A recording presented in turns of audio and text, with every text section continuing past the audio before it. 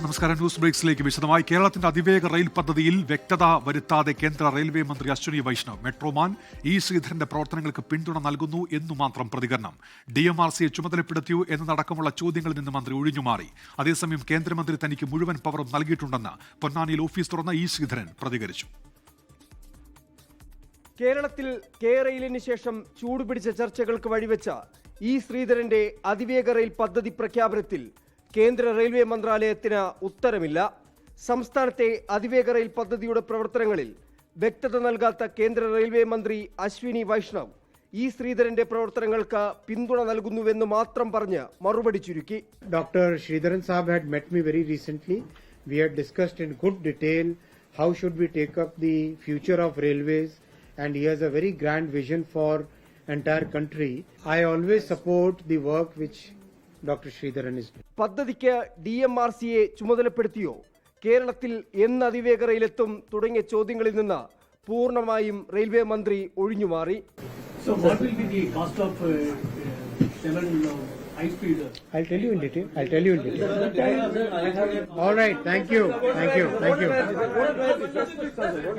നേരത്തെ പ്രഖ്യാപിച്ച അങ്കമാലി ശബരിമല റെയിൽവേ പദ്ധതിയുടെ ഭൂമി ഏറ്റെടുക്കൽ, മറ്റ് റെയിൽ പദ്ധതികളുടെ DPR തുടങ്ങിയ കാര്യങ്ങളിൽ മാത്രമായിരുന്നു വിശദീകരണം. കേന്ദ്ര പദ്ധതിയെപ്പറ്റി സംസ്ഥാന സർക്കാരിനെ അറിയിക്കേണ്ടതില്ലെന്നും കേന്ദ്രമന്ത്രി തനിക്ക് മുഴുവൻ പവറും നൽകിയിട്ടുണ്ടെന്നുമാണ് ഇ ശ്രീധരന്റെ പ്രതികരണം.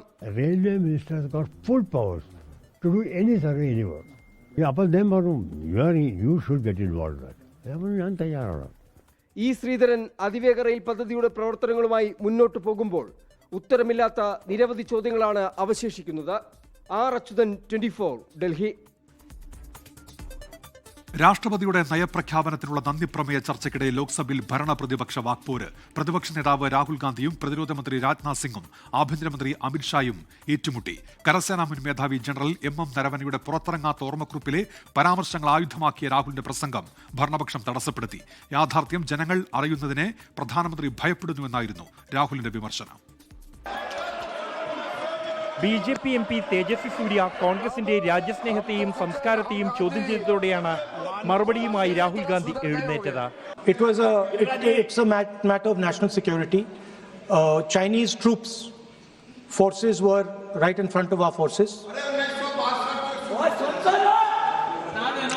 Chinese forces, our forces had taken Kailash Ridge, sir, in eastern Ladakh.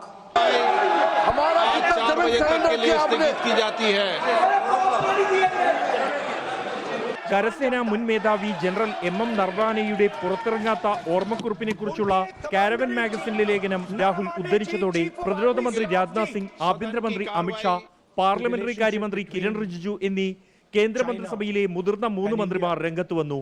പുറത്തിറങ്ങാത്ത പുസ്തകത്തിലെ കാര്യങ്ങൾ സഭയിൽ ഉന്നയിക്കുന്നത് ചട്ടവിരുദ്ധമാണെന്ന് മന്ത്രിമാർ. പ്രധാനമന്ത്രിയുടെ സാന്നിധ്യത്തിലായിരുന്നു ഏറ്റുമുട്ടൽ.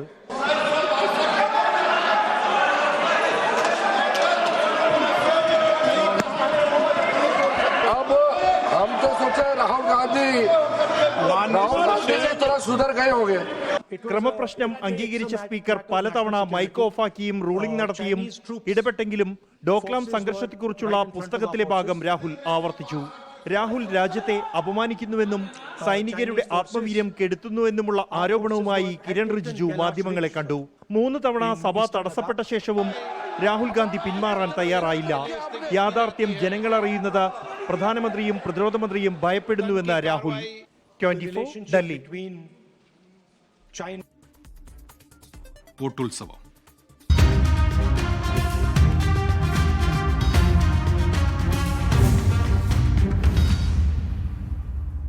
തെരഞ്ഞെടുപ്പിൽ ആദ്യ സ്ഥാനാർത്ഥി പ്രഖ്യാപനം നടത്തി UDF. കോഴിക്കോട് ബേപ്പൂർ മണ്ഡലത്തിൽ PV അൻവർ സ്ഥാനാർത്ഥിയാകുമെന്ന് KPCC president Sunny Joseph. Beypore Chaliyam fish മാർക്കറ്റിൽ PV അൻവർ പ്രചാരണത്തിനെത്തിയതിന് തൊട്ടുപിന്നാലെയാണ് KPCC അധ്യക്ഷന്റെ പ്രഖ്യാപനം. എന്നാൽ വാർത്തയായതിനു പിന്നാലെ താനല്ല സ്ഥാനാർത്ഥിയെ പ്രഖ്യാപിക്കേണ്ടതെന്ന വിശദീകരണവുമായി സണ്ണി ജോസഫ് രംഗത്തെത്തി. ദിവസങ്ങളായി ബേപ്പൂർ മണ്ഡലത്തിൽ ക്യാമ്പ് ചെയ്യുന്ന PV അൻവർ ഇന്ന് രാവിലെ ചാലിയം ഫിഷ് മാർക്കറ്റിലെത്തി. അസൗകര്യങ്ങൾ എണ്ണിപ്പറഞ്ഞ് പ്രതികരണം.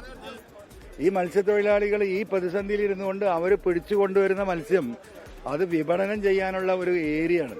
ഇത്രയും വൃത്തികേടായി കിടക്കുന്ന അവസ്ഥ, ഒന്ന് മൂത്രമൊഴിക്കുവാനുള്ള സംവിധാനം പോലും ഇല്ലാത്ത സാഹചര്യം. സ്വാഭാവികമായിട്ടും നമ്മൾ ഐക്യജനാധിപത്യ മുന്നണി അധികാരത്തിൽ വന്നാൽ ബേപ്പൂർ മണ്ഡലത്തിൽ നമ്മൾ നമ്പർ 1 പ്രിഫറൻസ് കൊടുക്കുന്നത് ഇത്തരത്തിലുള്ള കാര്യങ്ങൾക്കായി. തൊട്ടു പിന്നാലെ KPCC പ്രസിഡന്റ് സണ്ണി ജോസഫിന്റെ പ്രഖ്യാപനം. ബേപ്പൂരിൽ PV അൻവർ തന്നെ സ്ഥാനാർത്ഥി. അദ്ദേഹം ജയിച്ചു വരും. ബേപ്പൂർ MLA ആയിരിക്കും. ഉറപ്പായിട്ടും. ഇതോടെ UDF ഔദ്യോഗികമായി പ്രഖ്യാപിച്ച ആദ്യ സ്ഥാനാർത്ഥിയായി PV അൻവർ. പക്ഷേ മുഹമ്മദ് റിയാസ് PV അൻവർ പോരാട്ടം നടന്നാൽ ആര് ജയിക്കുമെന്ന ചോദ്യത്തിന് മത്സ്യത്തൊഴിലാളികളിൽ സമ്മിശ്രാഭിപ്രായം. അൻവർ പരാജയപ്പെടും. റിയാസ് ഒരു 30,000 വോട്ടിന് ജയിക്കും. അൻവർ ജയിക്കുള്ളൂ, വേറെ ആരും ജയിക്കില്ല. പാട്ടും പാടി ജയിക്കും അൻവർ. ഇനി ബേപ്പൂരിൽ സംസ്ഥാനത്തെ ഏറ്റവും വീറും വാശിയുമുള്ള പോരാട്ടത്തിനായുള്ള കാത്തിരിപ്പാണ്. 24 കോഴിക്കോട്. കേരള കോൺഗ്രസിന്റെ സീറ്റുകൾ ഏറ്റെടുക്കാനുള്ള കോൺഗ്രസിന്റെ നീക്കത്തിൽ UDFനുള്ളിൽ തർക്കം തുടരുകയാണ്. ഇടുക്കി ഉൾപ്പെടെയുള്ള 10 സീറ്റുകളിൽ മത്സരിക്കുമെന്ന് കേരള കോൺഗ്രസ് ഇടുക്കി ജില്ലാ പ്രസിഡന്റ് MJ ജേക്കബ് 24നോട് പറഞ്ഞു. ഇടുക്കി, ചങ്ങനാശ്ശേരി സീറ്റുകൾ ഏറ്റെടുത്ത് 8 സീറ്റുകൾ മാത്രം കേരള കോൺഗ്രസ് ജോസഫിന് നൽകാനാണ് കോൺഗ്രസിൽ ആലോചന. ഇടുക്കി ഉൾപ്പെടെയുള്ള സീറ്റുകൾ വെച്ചുമാറുന്ന കാര്യം അജണ്ടയിലില്ലെന്നാണ് കേരള കോൺഗ്രസിന്റെ നിലപാട്. നിലവിലുള്ള 10 സീറ്റുകളിലും മത്സരിക്കുമെന്ന് ഇടുക്കി ജില്ലാ പ്രസിഡന്റ് MJ ജേക്കബ്. വേറെ സീറ്റ് വിഭജനവുമായി ബന്ധപ്പെട്ട് നാളെ ഇതുവരെയായിട്ട് പ്രത്യേകിച്ച് ഒരു തർക്കവും നിലനിൽക്കുന്നില്ല. ഈ സീറ്റ് എന്ന് മാത്രമല്ല, ഇടുക്കി ജില്ലയിലെ 5 സീറ്റും ജയിക്കുന്നതിന് വേണ്ടിയുള്ള പ്രവർത്തനം UDF ഒറ്റക്കെട്ടായിട്ട് നടത്തുന്നു. പിന്നെ ഈ ഇടുക്കി ജില്ലയിലെ 5 സീറ്റും നമ്പർ 1 സീറ്റുകളാണ് UDFനെ സംബന്ധിച്ചിടത്തോളം. കേരള കോൺഗ്രസിന്റെ 4 സീറ്റ് ഏറ്റെടുക്കാനുള്ള നീക്കത്തിൽ നിന്ന് പിന്നോട്ട് പോയ കോൺഗ്രസ് ഇടുക്കിയും ചങ്ങനാശ്ശേരിയും വേണമെന്ന നിലപാടിൽ തന്നെയാണ് ഉറച്ചു നിൽക്കുന്നത്. സീറ്റ് തർക്കത്തിൽ KPCC പ്രസിഡന്റും പ്രതിപക്ഷ നേതാവും പ്രതികരിച്ചില്ല. കേരള കോൺഗ്രസിന്റെ സീറ്റ് ഏറ്റെടുക്കുവോ? വരട്ടെ. ഞങ്ങൾ ചർച്ച ചെയ്തുകൊണ്ടിരിക്കുകയല്ലേ, തീർന്നിട്ടില്ല. അതൊക്കെ ആലോചിച്ച് തീരുമാനിക്കും. UDF ആലോചിച്ച് തീരുമാനിക്കും. ഇതിനിടെ കേരള കോൺഗ്രസും UDFിലേക്ക് വരുമെന്ന പ്രതീക്ഷ പങ്കുവച്ച് ചാണ്ടി ഉമ്മൻ MLA രംഗത്തെത്തി. 24 ഇടുക്കി. നിയമസഭാ തെരഞ്ഞെടുപ്പിൽ 2 മണ്ഡലങ്ങൾ ആവശ്യപ്പെടാൻ CK ജാനുവിന്റെ JRP. മാനന്തവാടി, ബാലുശ്ശേരി മണ്ഡലങ്ങളാണ് ആവശ്യപ്പെടുന്നത്. സീറ്റ് നൽകുന്നതിൽ UDFന് അനുകൂല സമീപനമാണെന്ന് CK ജാനു പറഞ്ഞു. UDFന്റെ മുന്നണിക്കകത്ത് ഞങ്ങളും കൂടെ ഉണ്ട്. ജനാധിപത്യ രാഷ്ട്രീയ പാർട്ടി. നമ്മൾ അവരോട് 2 സീറ്റാണ് ആവശ്യപ്പെട്ടിരിക്കുന്നത്. 1 മാനന്തവാടി നിയോജക മണ്ഡലവും 2 ബാലുശ്ശേരി മണ്ഡലവുമാണ് നമ്മൾ അവരോട് ആവശ്യപ്പെട്ടിരിക്കുന്നത്. നമ്മളോട് സീറ്റ് ആവശ്യപ്പെട്ടപ്പോൾ അത് രേഖാമൂലം എഴുതി കൊടുക്കാൻ പറഞ്ഞിട്ടുണ്ട്. നമ്മളത് എഴുതി കൊടുത്തിട്ടുണ്ട്. ആരും അതിനൊരു എതിരഭിപ്രായം ആരുടെ ഭാഗത്തുനിന്നും ഉണ്ടായിട്ടില്ല. എല്ലാം ഒരു അനുകൂല അഭിപ്രായങ്ങളാണ് ഉണ്ടായിരിക്കുന്നത്. ക്രിമിനൽ കേസ് പ്രതികൾക്ക് അനധികൃത പരോൾ അനുവദിച്ചത് ചർച്ച ചെയ്യാത്തതിൽ പ്രതിഷേധിച്ച് പ്രതിപക്ഷം നിയമസഭ ബഹിഷ്കരിച്ചു. സർക്കാരിന് സൗകര്യമുള്ള വിഷയങ്ങൾ മാത്രമേ ചർച്ചയ്ക്ക് എടുക്കുകയുള്ളൂവെന്ന് പ്രതിപക്ഷ നേതാവ് VD സതീശന്റെ വിമർശനം. അടിയന്തര പ്രാധാന്യമില്ലാത്ത വിഷയമായതുകൊണ്ടാണ് ചർച്ചയ്ക്ക് എടുക്കാത്തതെന്ന് സ്പീക്കർ വിശദീകരിച്ചു. വിഷയ ദാരിദ്ര്യമാണ് പ്രതിപക്ഷത്തെ ഇത്തരം നോട്ടീസുകൾ നൽകാൻ പ്രേരിപ്പിക്കുന്നതെന്നായിരുന്നു മന്ത്രി MB രാജേഷിന്റെ പ്രതികരണം. പയ്യന്നൂരിൽ പോലീസിനു നേരെ സ്റ്റീൽ ബോംബെറിഞ്ഞ കേസിലെ പ്രതിക്ക് 1 മാസത്തിൽ പലതവണ പരോൾ അനുവദിച്ചത് ചൂണ്ടിക്കാട്ടിയാണ് പ്രതിപക്ഷം ശൂന്യവേളയിൽ അടിയന്തര പ്രമേയത്തിന് നോട്ടീസ് നൽകിയത്. എന്നാൽ സ്പീക്കർ നോട്ടീസ് തള്ളി. ചട്ടം 50 പ്രകാരം ഇന്ന് ലഭിച്ച നോട്ടീസ് പയ്യന്നൂരിൽ പോലീസിനെ ബോംബെറിഞ്ഞ കേസിൽ ശിക്ഷിക്കപ്പെട്ട പ്രതികൾക്ക് പരോൾ നൽകിയതായും പരോൾ അനുവദിക്കുന്നതിനായി പോലീസ് ഉദ്യോഗസ്ഥർ കൈക്കൂലി വാങ്ങിയതായും പറയപ്പെടുന്ന സംഭവം സംബന്ധിച്ചാണ്. ചട്ടം 50 പ്രകാരം സഭാ നടപടികൾ നിർത്തിവെച്ച് ചർച്ച ചെയ്യാൻ പര്യാപ്തമായ അടിയന്തര പ്രാധാന്യമില്ലാത്തതിനാൽ പ്രസ്തുത നോട്ടീസ് പരിഗണിക്കാൻ നിർവാഹമില്ലെന്ന് അറിയിക്കുന്നു. ആവശ്യമാണെങ്കിൽ നോട്ടീസ് നൽകിയ അംഗത്തിന് സബ്മിഷനായി വിഷയം ഉന്നയിക്കാം. സ്പീക്കറുടെ നിലപാടിനെ എതിർത്ത് പ്രതിപക്ഷം മുന്നോട്ട് വന്നു. ചട്ടം ലംഘിച്ച്, നിയമം ലംഘിച്ച് പരോള് ക്രിമിനലുകൾക്ക് കൊടുത്ത് ക്രിമിനലുകൾ തെരുവിലിറങ്ങി കലാപം നടത്തുകയും ക്രിമിനൽ കുറ്റകൃത്യങ്ങളും ചെയ്യുകയും ചെയ്യുന്ന ഗൗരവതരമായ വിഷയമാണ് ഈ സഭാ നടപടികൾ നിർത്തിവെച്ച് ചർച്ച ചെയ്യണമെന്ന് ഞങ്ങൾ ആവശ്യപ്പെട്ടത്. സർക്കാരിന് സൗകര്യമില്ലാത്ത കാര്യങ്ങൾ നിയമസഭയിൽ ചർച്ചയില്ല എന്നാണോ? നോട്ടീസ് പരിഗണിക്കില്ലെന്ന സ്പീക്കറുടെ നിലപാടിനോട് ഭരണപക്ഷം യോജിച്ചു. ശബരിമല സ്വർണ്ണക്കൊള്ള ചർച്ച ചെയ്യാൻ ധൈര്യപ്പെടാതെ സഭയിൽ നിന്ന് നിങ്ങൾ ഇറങ്ങി ഓടിയത് മടിയിൽ സ്വർണത്തിന്റെ ഭാരമുള്ളത് കൊണ്ടായിരുന്നോ? പ്രതിപക്ഷം ബാനറുകളും പ്ലക്കാർഡുകളുമായി നടുത്തളത്തിൽ ഇറങ്ങിയതോടെ സ്പീക്കർ നിലപാട് കടുപ്പിച്ചു. ബഹുമാനപ്പെട്ട പ്രതിപക്ഷ നേതാവിനറിയാം ഈ വിഷയം ചർച്ചയ്ക്ക് നോക്കൂ, പ്ലക്കാർഡുകൾ നോക്കൂ. ചർച്ചയ്ക്ക് ധൈര്യമില്ലേ? അതിനർത്ഥം നിങ്ങൾക്ക് തന്നെ അറിയാം ചർച്ച എടുക്കില്ലെന്ന്. കാരണം ചർച്ചയ്ക്ക് എടുക്കാൻ സാധിക്കാത്ത പോയിന്റ് കൊണ്ടുവന്ന് നിങ്ങൾ പ്ലക്കാർഡ് വരുത്തുകയാണ്. അപ്പൊ അതിന് വളരെ ക്ലിയർ ആണ്, പ്രീ പ്ലാൻഡ് ആണ്. ഇന്നെന്താ ചർച്ചയില്ല എന്ന തലക്കെട്ടായിരുന്നു പ്രതിപക്ഷ ബാനറിൽ ഉണ്ടായിരുന്നത്. 50 മിനിറ്റോളം നടുത്തളത്തിൽ പ്രതിഷേധമുയർത്തിയ പ്രതിപക്ഷം പിന്നീട് സഭ ബഹിഷ്കരിച്ച് പുറത്തുപോയി. റൂൾസ് ഓഫ് പ്രൊസീജിയറിനെ ദുർവ്യാഖ്യാനം ചെയ്ത് സർക്കാരിൻ്റെ ഇംഗിതങ്ങൾക്ക് വഴങ്ങി സർക്കാരിന് താല്പര്യമില്ലാത്ത CPM-ന് താല്പര്യമില്ലാത്ത CPM പ്രതിരോധത്തിലാകുന്ന വിഷയങ്ങൾ സഭയിൽ ചർച്ച ചെയ്യേണ്ട എന്ന നിലപാടിനോട് സ്പീക്കർ കൊടപിടിച്ചു കൊടുക്കുകയാണ് ഇന്ന് ചെയ്തത്. പ്രതിപക്ഷത്തിന്റെ അസാന്നിധ്യത്തിൽ സഭയിൽ ചർച്ച തുടരുകയാണ്. 24 തിരുവനന്തപുരം. പെരിയ ഇരട്ടക്കൊലക്കേസ് പ്രതിക്ക് വീണ്ടും പരോൾ. 10ാം പ്രതി രഞ്ജിത്തിനാണ് പരോൾ അനുവദിച്ചത്. 2 മാസം മുൻപ് രഞ്ജിത്തിന് പരോൾ ലഭിച്ചിരുന്നു. നിലവിൽ പീതാംബരൻ, ജിജിൻ എന്നീ പ്രതികൾ പരോളിലാണ്.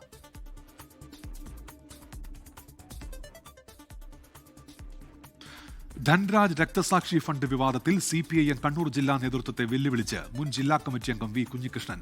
തന്റെ പുസ്തകം പുറത്തിറങ്ങുന്നതിന് മുൻപ് തന്നെ ഫണ്ടിന്റെ കണക്കുകൾ പുറത്തുവിടാൻ തയ്യാറാക്കണമെന്ന് വി കുഞ്ഞികൃഷ്ണൻ ആവശ്യപ്പെട്ടു. അണികൾക്കിടയിൽ അമർഷം ശക്തമായതോടെയാണ് ഫെബ്രുവരി 6-ന് കണക്കുകൾ പരസ്യപ്പെടുത്താൻ CPIM തീരുമാനിച്ചത്. പാർട്ടിയോട് എനിക്ക് അഭ്യർത്ഥിക്കാനുള്ളത്, കഴിയുമെങ്കിൽ എൻ്റെ പുസ്തക പ്രകാശന ചടങ്ങിന് മുമ്പ് ഈ കണക്കുകൾ ജനങ്ങളെ അറിയിക്കാൻ സന്നദ്ധമാകണം എന്നാണ്. ഈ മാസം 4-നാണ് വി കുഞ്ഞികൃഷ്ണൻ എഴുതിയ നേതൃത്വത്തെ അണികൾ തിരുത്തണമെന്ന പുസ്തകത്തിന്റെ പ്രകാശനം. പുസ്തകം പുറത്തുവന്ന ശേഷം കണക്കുകൾ അവതരിപ്പിക്കുന്നത് തന്റെ കൈവശമുള്ള കണക്ക് പ്രകാരം വ്യത്യാസം വരുന്ന തുക അധിക ചെലവായി കണ്ട് എഴുതിത്തള്ളാനുള്ള നീക്കത്തിന്റെ ഭാഗമാണ്. താൻ പാർട്ടിയിലുണ്ടായിരുന്ന സമയത്ത് ഒരു കണക്കും ഔദ്യോഗികമായി അവതരിപ്പിച്ചിട്ടില്ല. ജില്ലാ കമ്മിറ്റിയുടെ ഇടപെടലിനെ തുടർന്ന് ചില കണക്കുകൾ തന്നെ സെക്രട്ടറി സ്ഥാനത്ത് നിന്ന് നീക്കിയ ശേഷം അവതരിപ്പിച്ചതായി അറിഞ്ഞു. എന്നാൽ അതും സമ്പൂർണ്ണമല്ല. അന്ന് തന്നെ ഏരിയ കമ്മിറ്റിയിൽ പൊരുത്തക്കേടുണ്ട് എന്ന് ഉന്നയിക്കുകയായിരുന്നു. പക്ഷേ അവസാനം പറഞ്ഞത് പാർട്ടിയെ രക്ഷിക്കാൻ ഇതല്ലാതെ വേറെ ഒരു മാർഗം നമ്മുടെ മുമ്പിലില്ല. താഴെ നമുക്ക് ഈ ചോദ്യങ്ങളെല്ലാം വരുമ്പോൾ ഒരു കണക്ക് പറയാതെ കഴിയില്ല. അതുകൊണ്ട് ഇത് കമ്മിറ്റി അംഗീകരിച്ച് കീഴെ പറഞ്ഞേ തീരൂ. അണികൾക്കിടയിൽ വലിയ വിഭാഗം കുഞ്ഞികൃഷ്ണനെ പിന്തുണച്ച് രംഗത്തെത്തിയതോടെയാണ് കീഴ്വഴക്കങ്ങൾ ലംഘിച്ച് കണക്ക് പുറത്തുവിടാൻ ജില്ലാ കമ്മിറ്റി നിർബന്ധിതരായത്. TI മധുസൂദനൻ അടക്കമുള്ള നേതാക്കളെ സംരക്ഷിക്കുന്നതിനെതിരെ ലോക്കൽ ബ്രാഞ്ച് തലങ്ങളിൽ വിമർശനവും ഉയർന്നിരുന്നു. 24 കണ്ണൂർ. കേന്ദ്ര ബജറ്റിൽ കേരളത്തെ തഴഞ്ഞതിനെതിരെ പാർലമെന്റ് കവാടത്തിൽ പ്രതിഷേധവുമായി UDF MPമാർ. എയിംസ് എവിടെ എന്ന മുദ്രാവാക്യം ഉയർത്തിയായിരുന്നു MPമാരുടെ പ്രതിഷേധം.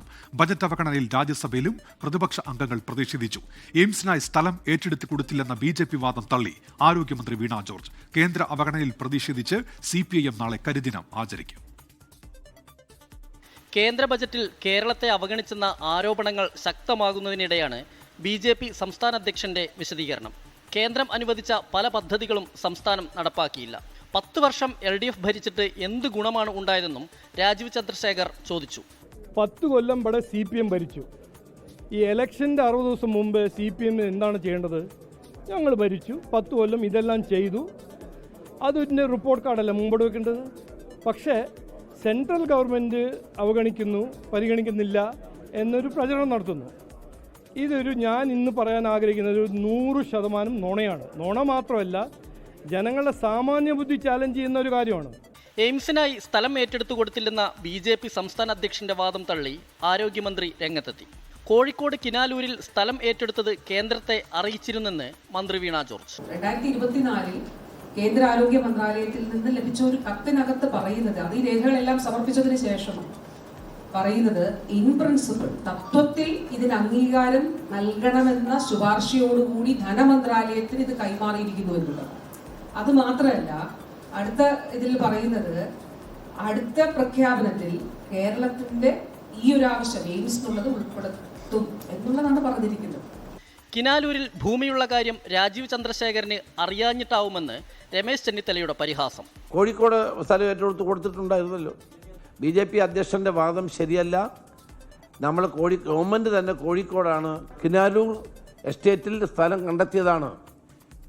രാജീവ് ചന്ദ്രശേഖരൻ ഇവിടെ ഇല്ലാതിരുന്നത് കൊണ്ട് അദ്ദേഹത്തിന് അറിയാത്തതാണ്. എയിംസ് വിഷയത്തിൽ കേന്ദ്രമന്ത്രി സുരേഷ് ഗോപി ഇതുവരെ പ്രതികരിച്ചിട്ടില്ല. കേന്ദ്ര ബജറ്റിൽ കേരളത്തെ തഴഞ്ഞതിനെതിരെ പാർലമെന്റ് കവാടത്തിൽ UDF MPമാർ പ്രതിഷേധിച്ചു. എയിംസ് എവിടെയെന്ന മുദ്രാവാക്യം ഉയർത്തിയായിരുന്നു പ്രതിഷേധം. വിഷയത്തിൽ രാജ്യസഭയിലും പ്രതിപക്ഷാംഗങ്ങളുടെ പ്രതിഷേധമുണ്ടായി. ബജറ്റ് അവഗണനയിൽ പ്രതിഷേധിച്ച് CPIM നാളെ കരിദിനം ആചരിക്കും. 24 Delhi, Thiruvananthapuram. Confident group chairman doctor Roy CJ ആത്മഹത്യ ചെയ്യാൻ നേരത്തെ തന്നെ തീരുമാനിച്ചിരുന്നതായി സൂചന. ഡോക്ടർ റോയ് CJയുടെ ഡയറിയിൽ നിന്ന് സാമ്പത്തിക ഇടപാടുകളെക്കുറിച്ചുള്ള ചില വിവരങ്ങൾ പോലീസിന് കിട്ടിയതായി വിവരമുണ്ട്. സംഭവത്തിൽ ജുഡീഷ്യൽ അന്വേഷണം ആവശ്യപ്പെട്ട് മുഖ്യമന്ത്രി പിണറായി വിജയൻ കേന്ദ്ര ധനമന്ത്രി നിർമ്മലാ സീതാരാമന് കത്തയച്ചു. വിഷയം പ്രതിപക്ഷം പാർലമെന്റിൽ ഉന്നയിച്ചു.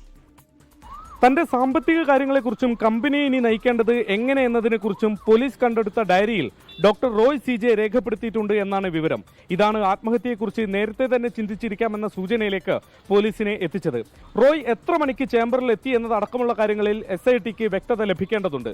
സമയക്രമത്തെക്കുറിച്ച് ജീവനക്കാരും MDയും കൊടുത്ത മൊഴികളിൽ വൈരുദ്ധ്യമുണ്ടായിരുന്നു. ക്രൈം സീൻ റീക്രിയേഷൻ അടക്കമുള്ള ഘട്ടത്തിലേക്ക് അന്വേഷണ സംഘം ഉടൻ കടക്കും.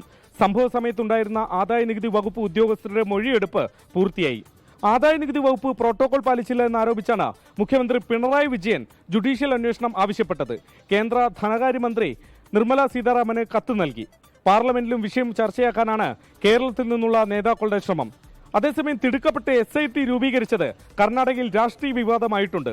എന്തോ മറയ്ക്കാനായാണ് സർക്കാർ SIT രൂപീകരിച്ചതെന്നാരോപിച്ച് BJP നേതാവ് BS യെദ്യൂരപ്പ രംഗത്തെത്തി. ഡോക്ടർ റോയ് CJയുടെ ആത്മഹത്യയുമായി ബന്ധപ്പെട്ട കാരണത്തെക്കുറിച്ചുള്ള അന്വേഷണം പുതിയ ദിശയിലേക്കാണ് ഇപ്പോൾ നീങ്ങുന്നത്.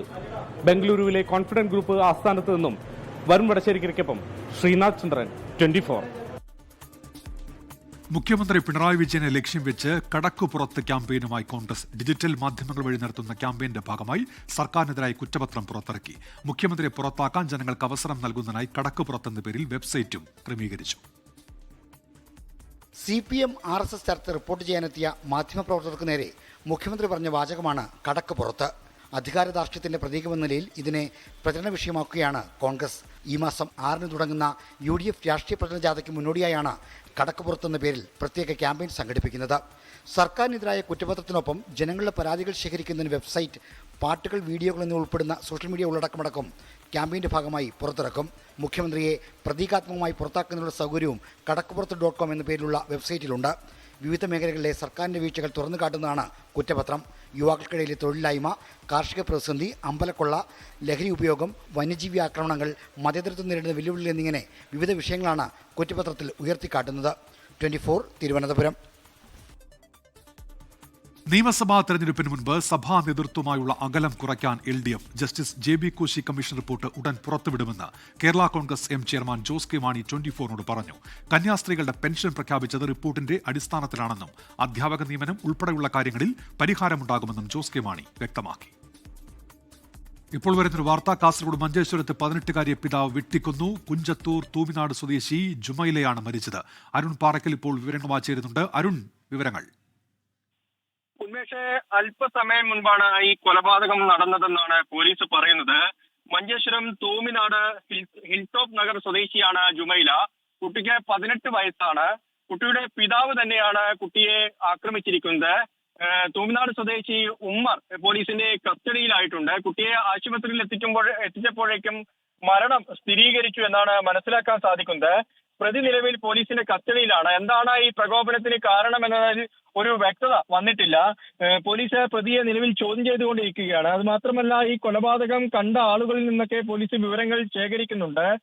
പെൺകുട്ടി വീട്ടിലേക്ക് എത്തി ആ സമയത്ത് തന്നെ ആക്രമണം നടന്നു എന്നാണ് മനസ്സിലാക്കാൻ സാധിക്കുന്നത്. പിതാവ് ഉമ്മർ മയക്കുമരുന്ന് ഉപയോഗിച്ചിട്ടുണ്ടായിരുന്നു എന്ന സംശയം പോലീസ് പ്രകടിപ്പിക്കുന്നുണ്ട്. അന്വേഷണം നിലവിൽ നടക്കുകയാണ്. പ്രതി പോലീസിന്റെ കസ്റ്റഡിയിലുണ്ട്. ഉന്മേഷ്, ഈ മയക്കുമരുന്ന് ഉപയോഗിച്ചിരുന്നു എന്ന് പറയുമ്പോൾ അത്തരത്തിൽ ലഹരി ഉപയോഗിക്കുന്ന ശീലമുള്ള ആളാണോ? മറ്റെന്തെങ്കിലും വിവരങ്ങൾ പോലീസ് നൽകുന്നുണ്ടോ ഇപ്പോൾ ഈ സംഭവവുമായി ബന്ധപ്പെട്ട? അരുൺ,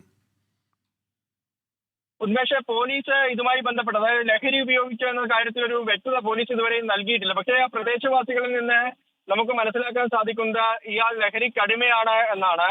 ലഹരി ഉപയോഗിച്ചുകൊണ്ടാണ് ഈ കൃത്യം നടത്തിയതെന്ന് ഈ പ്രദേശവാസികളൊക്കെ തന്നെ സൂചിപ്പിക്കുന്നുണ്ട്. അതിലൊരു വ്യക്തത അത് പോലീസ് തേടുകയാണ്. പോലീസ് ഈ സാക്ഷികളിൽ നിന്ന് വിവരങ്ങൾ ശേഖരിക്കുന്നുണ്ട്. ഈ പ്രതിയെ ചോദ്യം ചെയ്യുന്നുണ്ട്. എന്തിനാണ് ഈ കൊലപാതകം നടത്തിയെന്ന കാര്യത്തിൽ പ്രതി ഇതുവരെയും വ്യക്തമായ ഒരു മറുപടി നൽകിയിട്ടില്ല. എന്താണ് പ്രകോപനത്തിന് കാരണമെന്നതിലും ഒരു വ്യക്തത വന്നിട്ടില്ല. പ്രതി നിലവിൽ പോലീസിന്റെ കസ്റ്റഡിയിലാണ്. നാട്ടുകാർ തന്നെയാണ് ഈ പ്രതിയെ തടഞ്ഞു വെച്ചതെന്നാണ് മനസ്സിലാക്കാൻ സാധിക്കുന്നത്. കൂടുതൽ ചോദ്യം ചെയ്യൽ നടക്കുകയാണ്. ഉന്മേഷ്, അരുൺ പാറക്കലാണ് വിവരങ്ങൾ നൽകിയത്. ലോകത്തെവിടെയായാലും ഏത് സമയത്തും 24 വാർത്തകളും ഓഗ്മെന്റഡ് റിയാലിറ്റി പാക്കേജുകളും എക്സ്പ്ലെയിനറുകളും വിശദമായി കാണാൻ ഞങ്ങളുടെ യൂട്യൂബ് ചാനൽ നിങ്ങൾക്ക് സബ്സ്ക്രൈബ് ചെയ്യാം.